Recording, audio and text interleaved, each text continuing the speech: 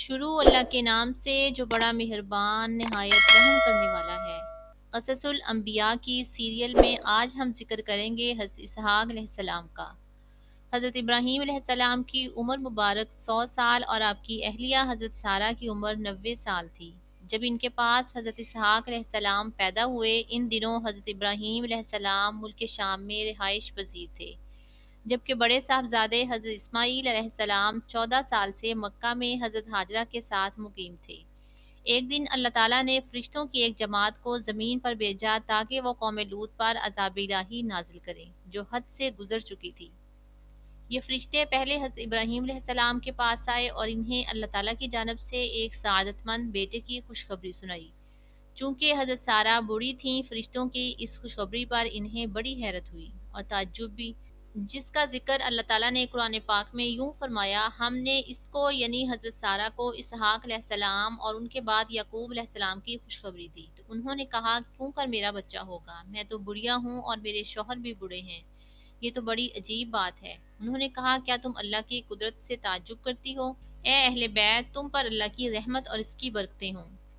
حضرت ابراہیم علیہ السلام بھی اس خوشخبری پر بڑے حیران ہوئے کیونکہ وہ بہت بوڑھے ہو چکے تھے، لہٰذا انہوں نے بھی اظہار تعجب فرمایا: جب مجھے بڑھاپے نے آ پکڑا تو تم خوشخبری دینے لگے، اب کاہے کی خوشخبری دیتے ہو؟ انہوں نے کہا ہم آپ کو سچی خوشخبری دیتے ہیں، آپ مایوس نہ ہوں۔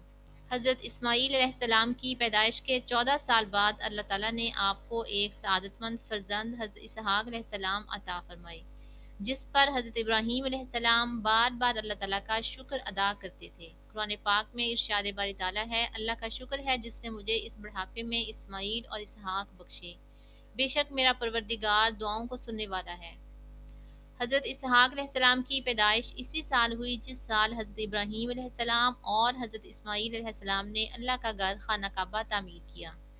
حضرت ابو ذر رضی اللہ تعالیٰ عنہ سے مروی ہے، فرماتے ہیں کہ میں اللہ کے رسول صلی اللہ علیہ وآلہ وسلم سے سوال کیا پہلی مسجد کون سی بنائی گئی؟ نبی کریم صلی اللہ علیہ وآلہ وسلم نے فرمایا مسجد حرام۔ میں نے عرض کیا پھر کون سی؟ تو فرمایا بیت المقدس۔ میں نے عرض کیا دونوں کے درمیان کتنی مدت تھی؟ فرمایا 40 سال۔ اہل کتاب کا کہنا ہے کہ بیت المقدس کی بنیاد حضرت یعقوب علیہ السلام نے رکھی۔ واضح ہوا کہ حضرت اسماعیل علیہ السلام اور حضرت ابراہیم علیہ السلام تعمیر کعبۃ اللہ کے 40 سال بعد آپ کے پوتے حضرت یعقوب علیہ السلام نے بیت المقدس کی بنیاد رکھی اور بعد میں اس کی تعمیر حضرت سلیمان علیہ السلام نے مکمل کی۔ اسے ثابت ہوا کہ روئے زمین پر اللہ کی عبادت کے لیے پہلا گھر کعبۃ اللہ ہے اور وہی قبلہ اول ہے۔ قرآن میں بھی اس بارے میں یوں ارشاد ہوا: بے شک پہلا گھر جو بنایا گیا لوگوں کی عبادت کے لیے وہ مکہ میں ہے۔ ناظرین اکرام، حضرت اسحاق علیہ السلام کے نبی ہونے کی گواہی خود قرآن کریم میں دی گئی ہے۔ اللہ تعالیٰ نے ارشاد فرمایا اور ہمیں ان کو اسحاق علیہ السلام کی بشارت بھی دی اور وہ نبی اور نیکوکاروں میں سے ہوں گے، اور ہم نے ان پر اسحاق علیہ السلام پر برکتیں نازل کی تھیں اور ان دونوں کی اولاد میں صالح لوگ بھی اور اپنے آپ پر ظلم کرنے والے یعنی گنہگار بھی۔ حضرت اسحاق علیہ السلام کو اللہ تعالیٰ نے نبوت عطا فرمائی اور آپ کی اولاد بعد ازاں بنی اسرائیل میں جتنے بھی نبی پیدا ہوئے سب کے سب آپ ہی کی نسل سے تھے۔ چنانچہ قرآن پاک میں اللہ تعالیٰ فرماتا ہے: اور ہم نے انہیں اسحاق علیہ السلام اور یعقوب علیہ السلام بخشے اور ان کی اولاد میں پیغمبری اور کتاب مقرر کر دی اور ان کو دنیا میں بھی صلہ عطا کیا اور وہ آخرت میں بھی نیک لوگوں میں سے ہوں گے۔ حضرت ابراہیم علیہ السلام کے بیٹے حضرت اسحاق علیہ السلام کی شادی حضرت ابراہیم علیہ السلام کے بھائی ناخور کی پوتی رفع سے ہوئی۔ شادی کے وقت حضرت اسحاق علیہ السلام کی عمر 40 برس تھی۔ انہیں اولاد کی بڑی خواہش اور تمنا تھی جس کے لیے وہ بارگاہ الہی میں دعا کیا کرتے تھے۔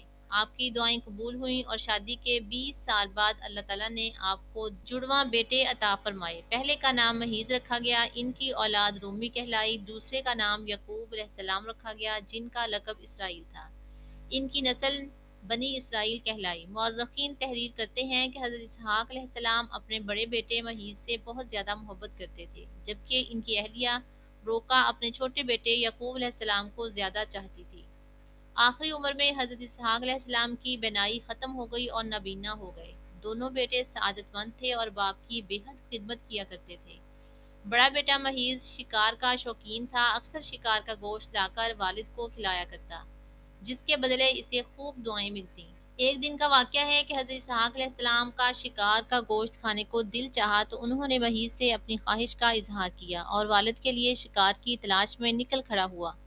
ادھر والدہ نے جب یہ سنا تو چھوٹے بیٹے یعقوب سے کہا، بیٹا کیا اچھا ہو تم اس کے آنے سے پہلے بکری ذبح کر کے والد کو پیش کر دو، اس طرح تمہیں دعائیں مل جائیں گی۔ حضرت یعقوب علیہ السلام نے والدہ کی ہدایت پر عمل کیا اور جلدی سے بکری کا گوشت بھون کر والد کی خدمت میں پیش کر دیا۔ نبینا والد نے کھانا تناول فرمایا اور دعائیں دیں کہ اللہ تمہارے مرتبے کو بلند فرمائے اور تمہاری نسل میں انبیاء اور بادشاہ پیدا فرمائے، تمہیں کشادہ رزق اور اولاد کثیر عطا فرمائے۔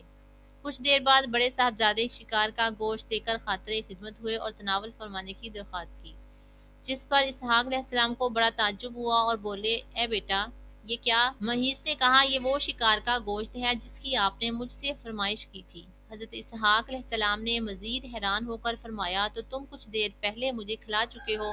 اب مہیز کے حیران ہونے کی باری تھی۔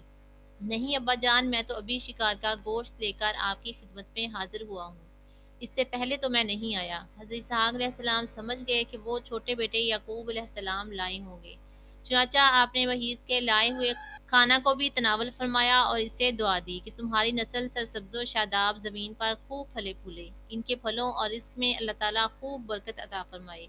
مہیز کو اپنے بھائی یعقوب علیہ السلام کا سبقت لے جانا اور پہلے دعائیں لے لینا سخت ناگوار گزرا اور وہ یعقوب علیہ السلام کے دشمن بن کر ان کی جان کے در پہ ہو گئے۔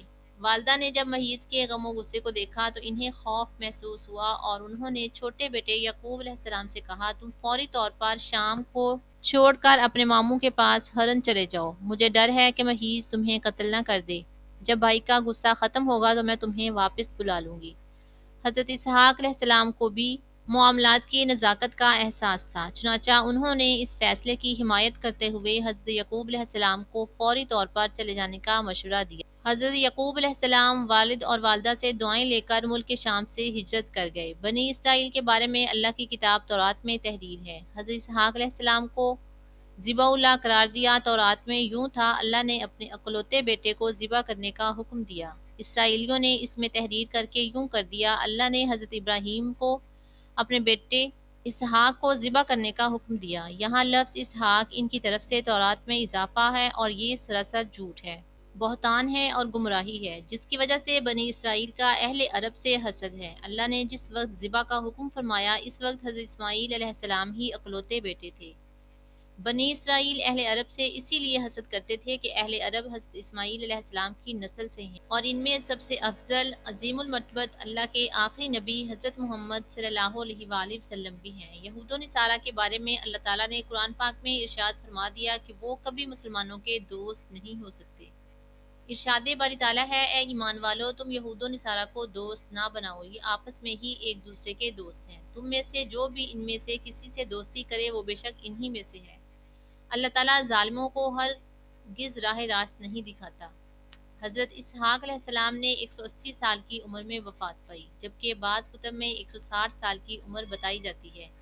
وفات کے وقت آپ کے دونوں صاحبزادے مہیز اور حضرت یعقوب علیہ السلام آپ کے پاس موجود تھے، جنہوں نے آپ کو اپنے دادا حضرت ابراہیم علیہ السلام کے پہلو میں دفن کیا۔